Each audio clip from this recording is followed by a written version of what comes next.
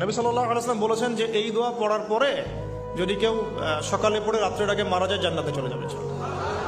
রাতে পড়ে সকালের আগে ইন্তেকাল করলে জান্নাতে চলে যাবে। আমি ইস্তেগফারের আপনাদেরকে 2-3টা দোয়া শিখাই দেই আগে ছোট্ট করে।